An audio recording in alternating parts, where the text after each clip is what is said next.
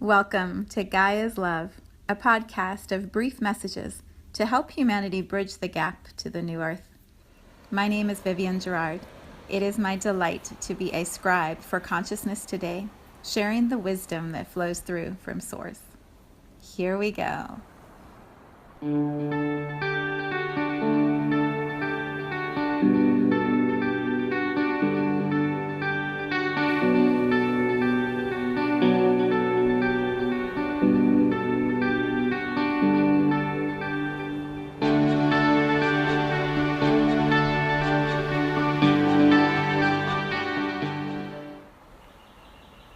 Episode 185.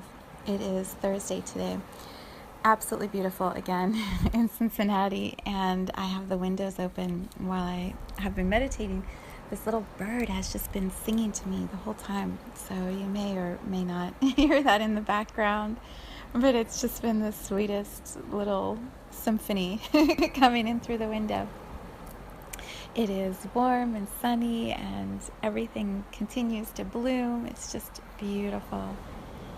We are entering into a new moon tomorrow, so I'll have some wisdom or reflections about that. But what happened today? So today I had yoga with my mom. I'll just ramble for a quick second. I had yoga with my mom, which is always so much fun. We chat the whole way down, and then we walk into class, and our beautiful instructor, who's 71 now, I believe, kicks our butt. and then we come home and share how tired we are. So that was the case today. And so when I got home, I decided to take Star for a walk and let him stretch his legs and get outside for a little bit. And it was just beautiful, and he was so happy and sniffing and playing and poking, and it was just fun. It was fun to watch him just being playful and silly. So when I got back, I had a message from a friend, and her message literally said something about, to the effect of, be more playful. You need to be a little more playful. So when I was meditating and preparing for the podcast, I had a couple options of some things that I wanted to share that I was going to read. And when I was looking at those options downstairs in my office, I have the children's books right next to the very serious self-help books. The children's books are on the bottom shelf because they're the ones from when my kids were growing up that I just can't possibly part with. They're all beat up, but they're so awesome. And then all the self-growth books are up high. And so I was looking through a couple of books thinking of some things I wanted to share related to love and opening our hearts and really being present. And then I'm like, I sat down on the floor and I started going through some of the children's books. I'm like, oh, this one, this one. So I'm going to read you A Silly Story by Mercer Mayer, and then I may or may not have reflections. I don't know, but for now, it just feels like the perfect energy for this beautiful spring day. All right, here we go. I'll post a picture of the cover in the Soulshine Tribe, and that way you can see what this little character looks like and just how adorable it is. It's a tiny little book. It's, I don't even know, 5 inches by 5 inches, and just the sweetest thing. On the cover, it says, A Silly Story, nothing more and nothing less. Okay. When you open the book up, the very first thing that he has inside the cover is a bookshelf. It's a picture of a bookshelf that he drew, and he has a couple titles. So he has The Thin Story, it's a really thin book, Happy Stories, big book, More Happy Stories, Even More Happy Stories. These are all the titles of the books that he has on the bookshelf. And then How to Play Ball, How Not to Play Ball. And then he has 2 books at the end that go Read First and Read Second. And then he has on the bottom shelf these books that are kind of all out of order, leaning against each other. There's a book that's titled Magic 1, Magic 2. And then just like how up on the top there was Thin Story, on the bottom he has one called Fat Book, and it's a really thick book. And then at the very end of the page, it says, A Dull Book, and it's gray. He's just so beautiful at the way that he creates his images and how much he can get across in one tiny little picture. All right, so we are going to the story. First page, it shows this little guy. He's got kind of looks like a little leprechaun sort of figure. He's got little green shorts and some, I guess, I don't know, yellow, orange, brown kind of boots. And he's got a white shirt on. He's sitting on a rock. He's got his head in his hands, and he's looking up at the tree above him. He's got this big, thick, bushy hair that's like a cross of brown and orange, maybe. And then on the ground right next to him is his little white puppy dog with brown ears who is fast asleep.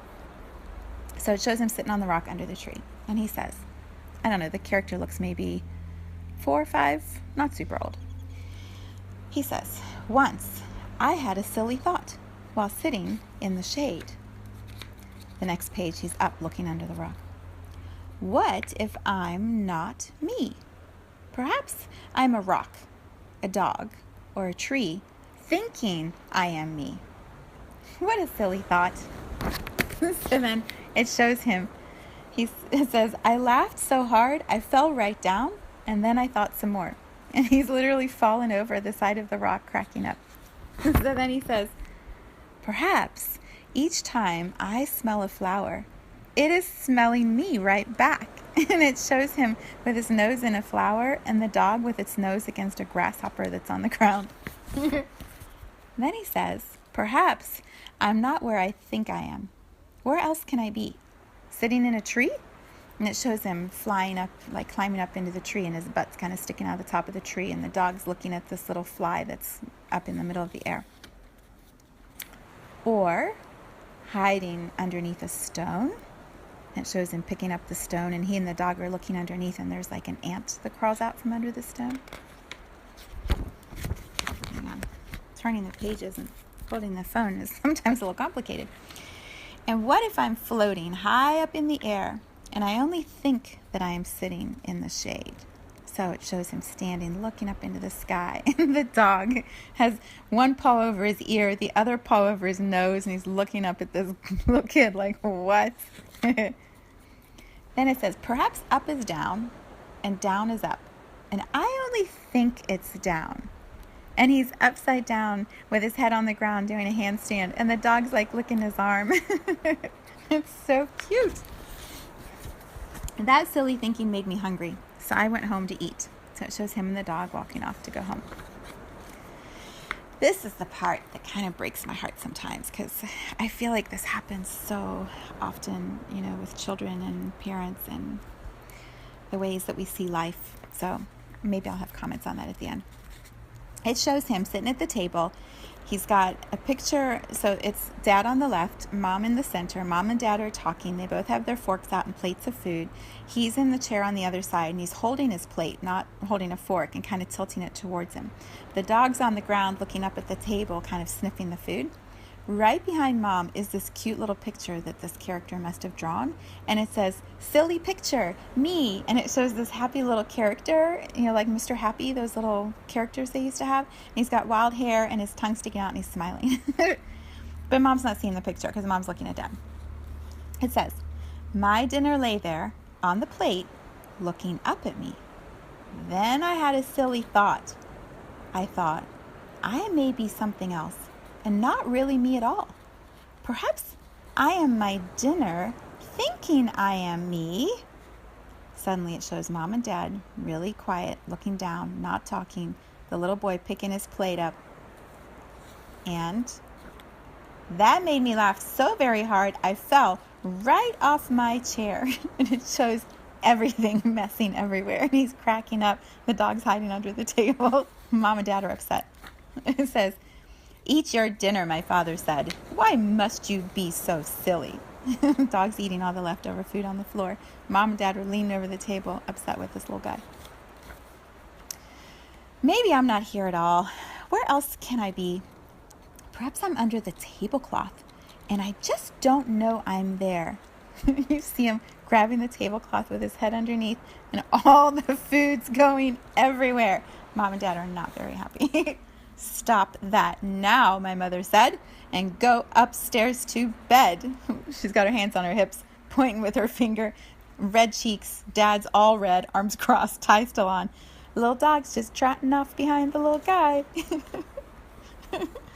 Gosh, how many times has that happened to all of us? So then they show him in the bed, and there's an open window and a crescent moon outside, and he's laying on the bed looking up. Everything's kind of dark. Little puppy's asleep at the bottom of the bed. And he says, I put on my pajamas and crawled into my bed.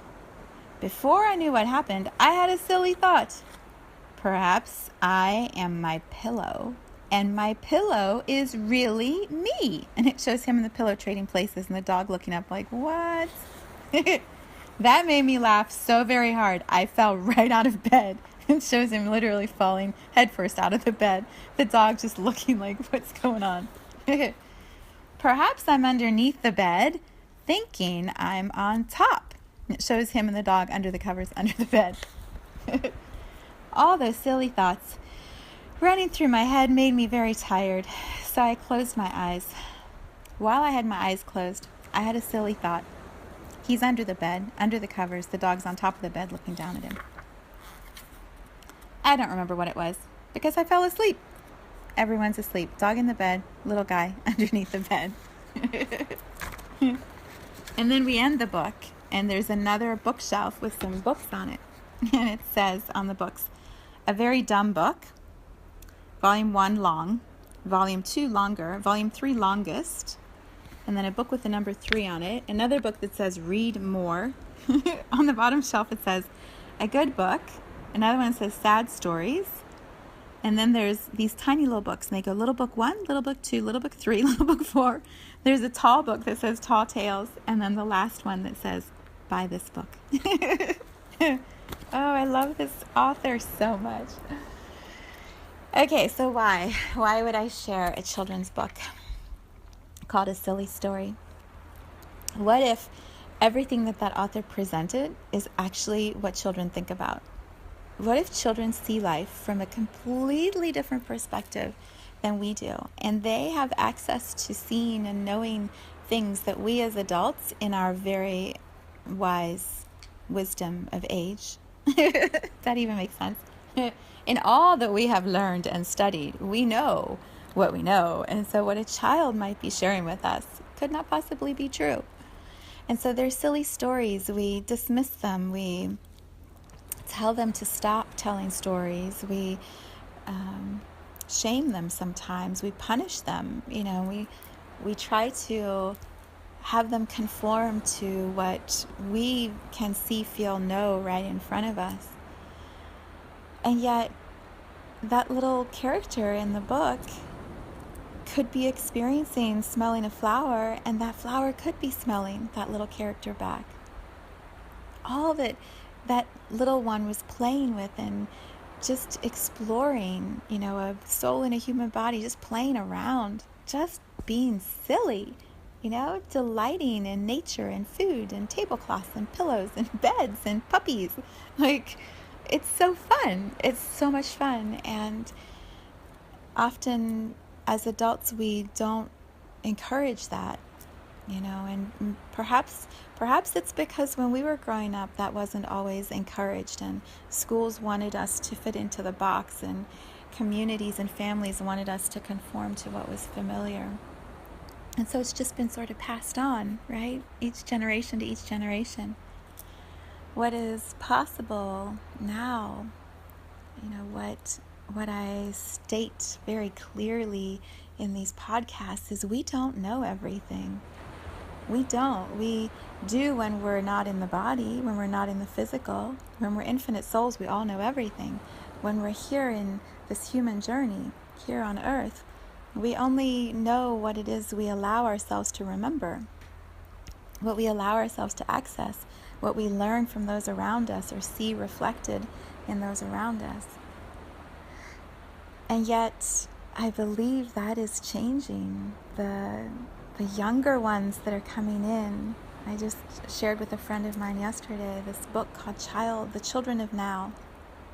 The children of now are highly intuitive, very, very advanced beings, and they are not going to be told that they are silly and be put in a box, because they have so much love to share. They have so much wisdom that's going to help us heal our planet. Not heal our planet, heal humanity, so we treat our planet better, so that we harmonize with our planet.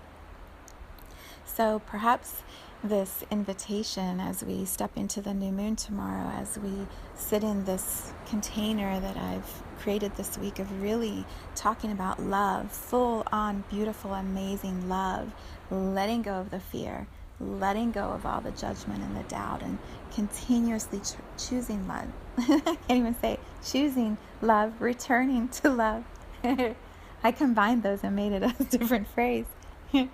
When we come back to love over and over again, we are moving in a different direction, in a really powerful direction, and the possibilities open up for us.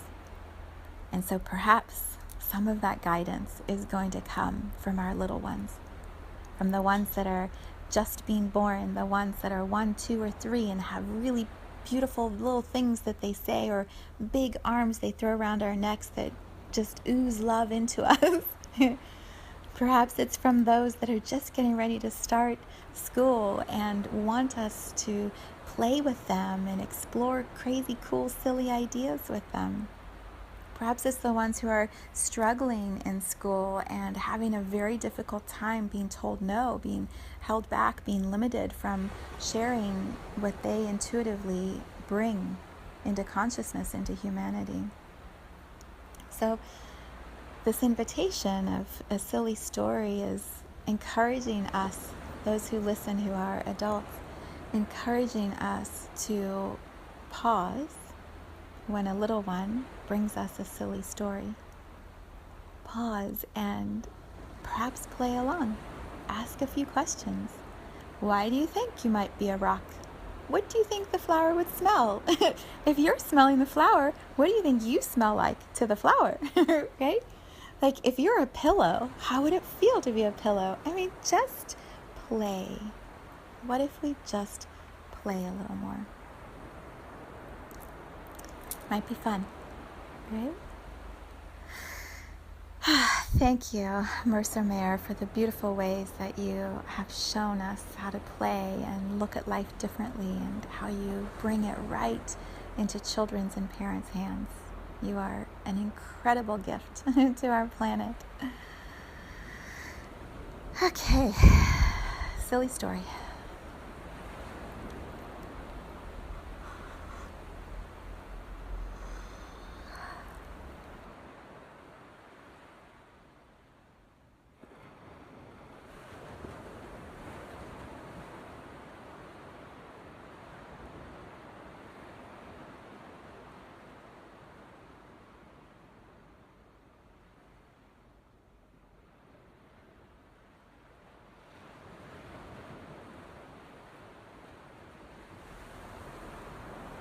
Thank you for tuning into this vibration of pure love.